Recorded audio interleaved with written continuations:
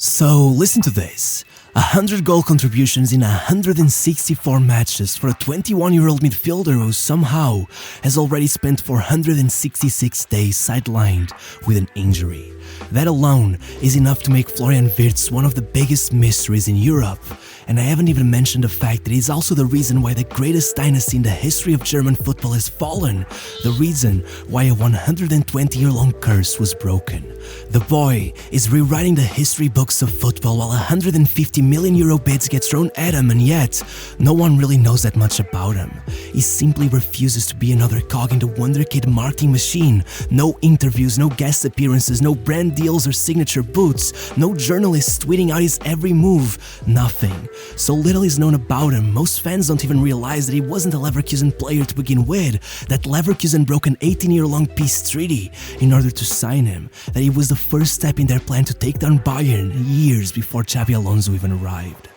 Look, in 2001, Köln gave a 12-year-old named Marco Quacciala an 8-year contract with a rumored sign-on fee of 120,000 euros, which at the time was a millionaire offer. Regardless, that was already controversial in itself. I mean, just because it's football doesn't mean it isn't child labor, but somehow, what really pissed people off was that they had snatched the kid straight from Leverkusen's academy right across town. But thankfully, before they got into a pissing match seeing which club could lure the most kids into their training ground, the three big clubs in town got together and made a gentleman's agreement not to poach players from each other's academies, which was good for over a decade, until two kids arrived at Köln.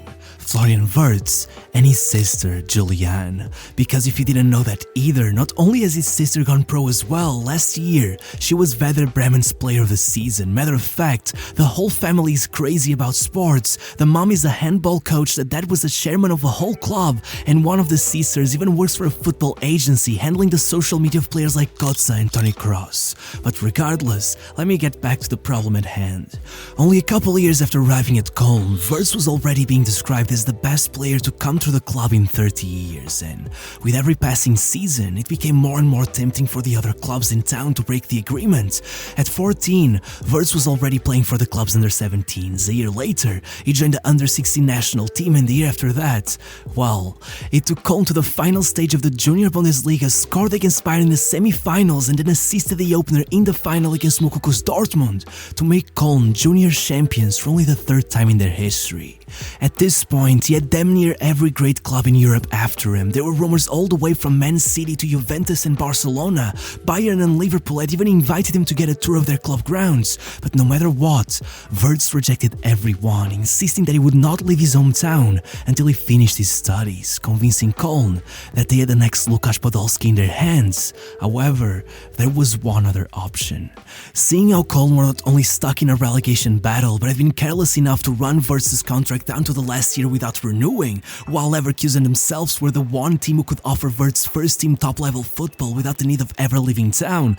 Not to mention that, ironically at the time, they had just signed his sister. Once they watched as Köln made him captain of their under-17 squad, leading him to a streak of 8 goals in 10 matches, demolishing Leverkusen's very own team, before putting down a hat-trick a couple weeks later with a goal from the center of the pitch, straight from kickoff. Well, they decided some players are worth starting a war for. The next day, a whole entourage from the club's CEO to the sporting director and even Rudi Völler himself showed up at the family's home, promising they could make him the next Toni Kroos, the next Michael Ballack, the next Kai Havertz, which definitely sounded way better back then. And before you knew it, they were only paying 50,000 euros in compensation to Köln, with Wirtz moving as a free agent while newspapers quoted his market value over 10 million euros, with The Athletic even naming it the heist of the century, sparking up massive outrage as Leverkusen ended up paying an extra 250,000, hoping that'd be enough to make things right, as Rudi Völler tried to justify the whole thing by saying that it would have been grossly negligent not to enter negotiations, which is just another way of saying that it sucks to suck. Regardless, once at Leverkusen, it was unreal how fast things started moving for Wirtz. With 2 goals and 3 assists in his first 4 matches for their under-19s, only 3 weeks after his debut, he was was already being moved up to first team training, and only 15 days after turning 17, he was already debuting for the club. But though that made him only the third youngest player in Bundesliga history, and as much as he insisted that it made him feel like a child among men, when a month later he got his first goal, he did it as the youngest in the league's history and against none other than Bayern Munich. That was the moment they should have known this was no average wonder kid. They should have known what was coming. I mean, that first year, Leverkusen collected their highest points tally in 80 years, reached the final of the cup for the first time since 2009, and had their most successful European campaign in over a decade, even though Wirtz was barely even in the team. So, the next season, he took his second warning shot. First, he opened his campaign with a goal. 2 weeks later, he assisted Patrick Schick to get a draw against Stuttgart, then came in late in their first Europa League match, immediately getting another goal and becoming the youngest player to ever be called up to the under-21 German national team. But no matter what, just a week after that, he went on a streak of 4 consecutive games with an assist, even getting one more goal in the Europa League and clutching result after result, meaning that the next month, once Wirtz scored and controversially celebrated as he trashed his old club FC Köln, Leverkusen were undefeated at the top of the league table. However, I guess that celebration brought him some bad karma, because just as Leverkusen offered him an improved contract and newspapers began naming him as the best player nobody's watching, Wirtz went down with a knee injury, and upon coming back, his impact was just not the same, and by April, Leverkusen's form had been flipped on its head, dropping down to 6th place with only 2 wins in 14 matches and leading to the sacking of their manager Peter Bosz. But even with things looking down at club level, that same month, not only did national team manager Joachim Löw decide to call him up for their World Cup qualifiers, but while Wirtz was out with the first team, his under-21 teammates secured qualification to the final stage of the Euros, and once Wirtz joined them, it was game over. 29 seconds into their semi-final match, Wirtz had already scored what was the fastest goal in the tournament's history, and if that wasn't enough, then 7 minutes after that he faked the shot, pulled it to the side and killed the match, sending them to the final, where after a tight game against Portugal, they were named champions of Europe, preparing Wirtz for the year that would cement him as one of the best players in the world. As the new season started, it was expected that Wirtz would have to be slowly eased into the team as he missed the opening game due to a muscular problem, but well, on the very next one, they brought him in with 9 minutes remaining and immediately got his first assist. On the second, they allowed him to come in just a bit sooner. Not only did he get another assist, but he dribbled the keeper to score as well. So, by the third match, they finally put him on a starting 11. 9 minutes in, he had opened the scoring, and by halftime, he had assisted another to put them in front 2-1 against Dortmund. And even though they would end up losing that match, it just kept going, clutching their win against Ferencváros a week later, then doing it again the next match with a goal and assist thanks to 2 incredible runs against Stuttgart, before scoring the winner in the very next match, not just becoming the youngest ever player to reach 10 Bundesliga goals, but being named the league's player of the month against all expectations, somehow still keeping his foot on the gas, scoring against Celtic and adding 1 more assist in each of the next 2 matches, meaning that 9 games into the season, he had contributed to a goal in every single one of them, only being outperformed by Benzema and Haaland across the top 5 leagues, despite the fact that, remember, he had started the season injured on the bench. It was already freakish to watch an 18-year-old leading a whole squad, let alone to watch him outperform the greatest players in Europe. However, the party wouldn't last too long. Starting in November, he went on another run with 7 goal contributions in 5 matches, then in January another 4 in 4, and just as it seemed he was about to pull truly historic numbers, leading Ballon d'Or winner Lothar Matthäus to say that not even I had the skill that he has, as Wirtz went into another match against his former club Köln, with boos running down from the stands, especially since, without him, the club had only barely survived relegation, being forced into the playoffs. Karma must have struck yet again, as 28 minutes into the match, Wirtz went down, immediately calling upon the medical staff as he smacked the ground in pain. At first, they weren't sure what it was since his knee didn't appear to be swollen, but after an MRI, it was confirmed. At 18 years old, Wirtz had ruptured his anterior cruciate ligament, the most common career-ending injury in the sport. No one was quite sure how long he'd be out, how well he'd be able to recover, especially since, with 8 minor injuries in 2.5 years, he was notoriously injury-prone, and as the months kept on going by, more and more bad news followed.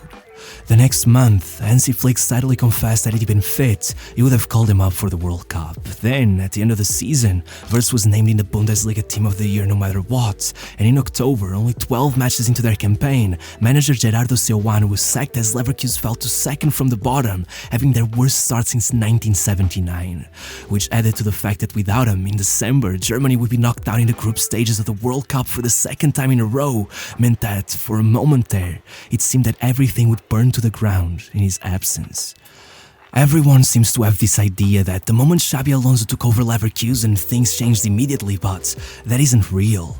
Over his first 9 matches in charge, they only won 3. In Alonso's own words, there was a moment there on the sidelines when I felt helpless. I asked myself, what am I doing? How did I get here? We were struggling to make everything click, and everyone around the club just kept telling me the same thing. Just wait until Florian comes back. And I thought, okay, I know Florian, good player, but I have to admit, I did not know how great he was until I saw it with my own eyes.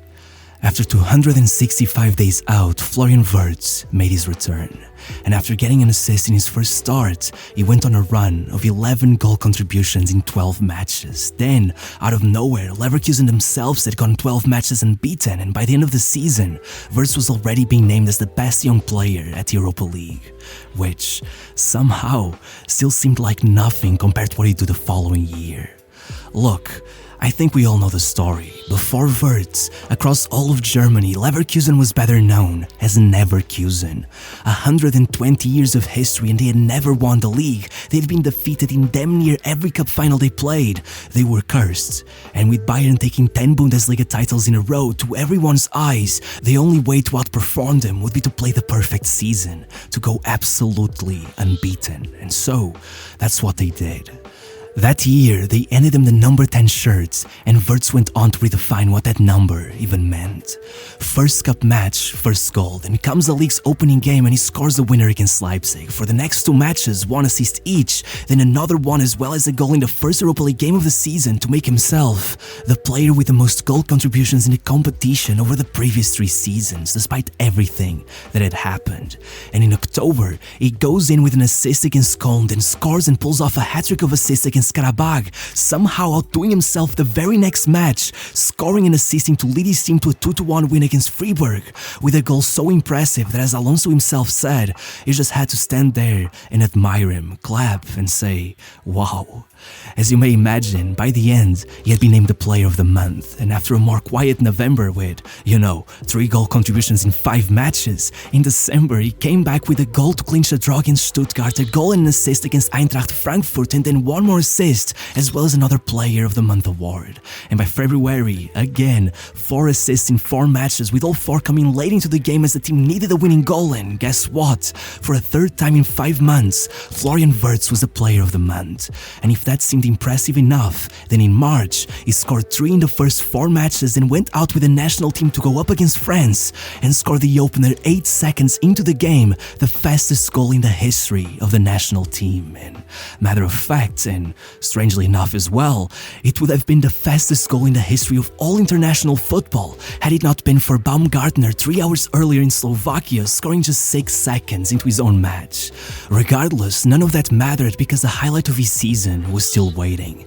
In April, Wirtz went in with 2 goals and assists to put Leverkusen in the final of the German Cup, and the next game, he scored the only goal against Union Berlin to make sure that they needed only 1 more victory to be crowned champions. The only problem, before that, there was an Europa League match to be played, and Wirtz got injured. However, even with Alonso keeping him on the bench and claiming that he was only at 70% fitness, he brought him in at halftime and, well, first, he stuck in a wonder strike from 30 yards out. Then, he found himself one-on-one with the keeper and saw it in a second as the fans began rushing the pitch, to which the 20-year-old himself began ordering them to get back to the stands. I'm guessing because he had a job to finish. And on the final minute of the match, he got a 3rd goal, completing the first hat-trick of his career to hand his club the title, as no security guard was capable of stopping one of the greatest pitch invasions of all time, with the referee choosing to end the match then and there, as one of the commentators claimed that this boy is a force of nature. He will be there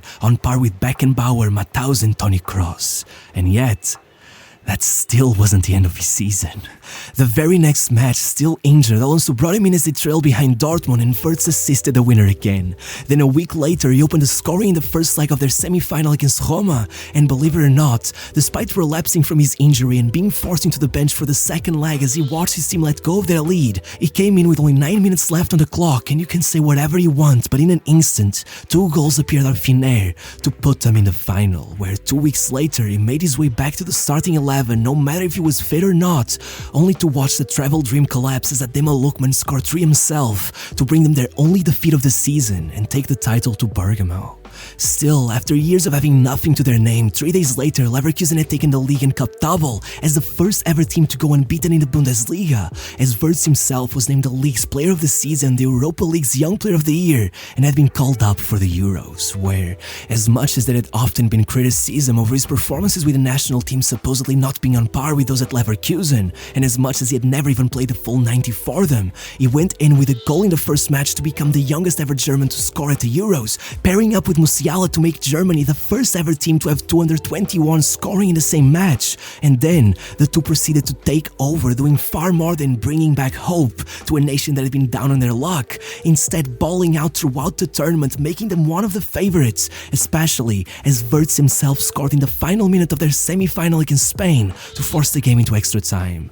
And let me tell you, though that night ended on a sad note for the Germans, regardless, the impact this season had won't be forgotten soon. Up till this year, many thought the classic number 10 was dead. Now many claim Wirtz has revived it. If before it was believed that to combine the technique, vision and end product required of a 10, that player would have to be lazy, a complete diva, Wirtz has managed to do all of that while adding the kind of work rate you won't find in many, placing himself in the league's top 10 for duels won and interceptions, in the top 5 for distance covered and sprints per match. This is a prototype for a new kind of footballer, and may God have mercy on his soul, because without injuries, who knows what he could do.